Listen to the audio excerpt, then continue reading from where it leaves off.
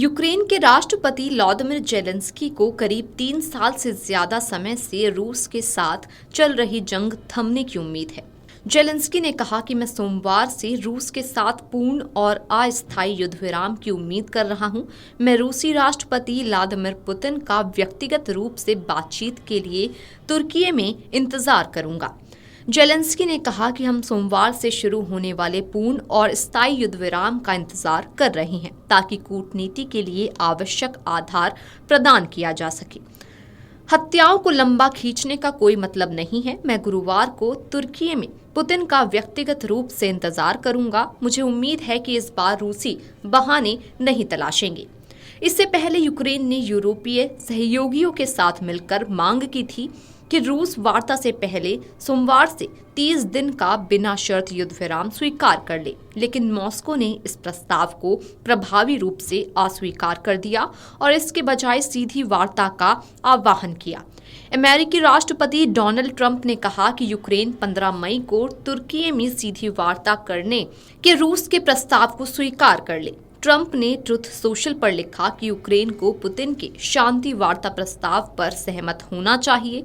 कम से कम वे ये निर्धारित करने में सक्षम होंगे कि कोई सौदा संभव है या फिर नहीं।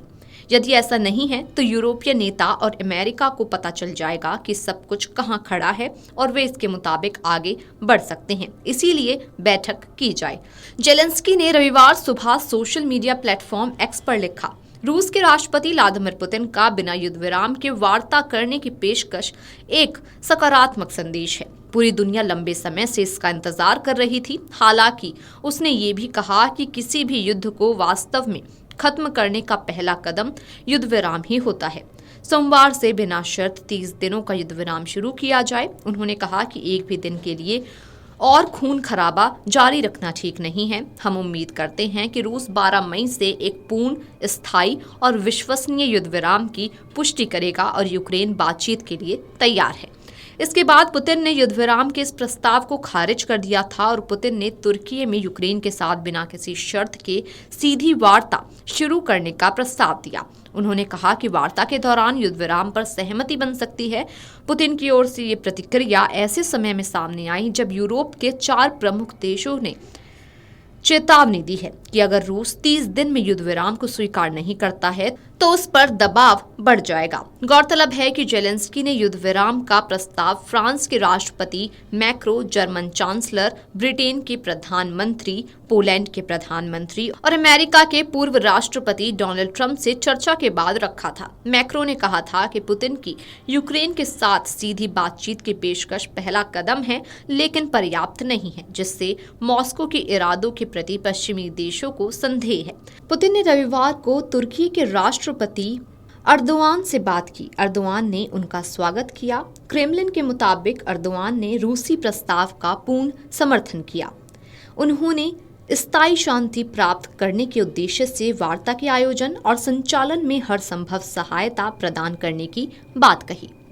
युद्ध विराम वार्ता के बीच रूस ने 3 दिन की स्वघोषित रोक की अवधि समाप्त होने के बाद रविवार को सुबह से ही यूक्रेन में बड़े पैमाने पर ड्रोन हमले शुरू कर दिए।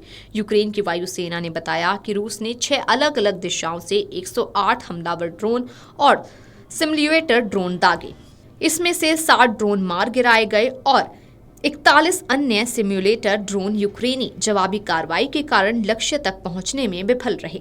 वहीं रूसी रक्षा मंत्रालय ने यूक्रेन पर मॉस्को के 3 दिवसीय युद्ध विराम पर 14,000 से ज्यादा बार उल्लंघन करने का आरोप लगाया।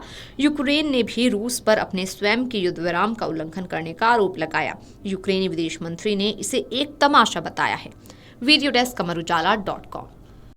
अगर आप ये वीडियो YouTube पर देख रहे हैं तो हमारे चैनल को सब्सक्राइब कर बेल आइकन दबाएं और Facebook पर देख रहे हैं तो हमारे पेज को लाइक करें।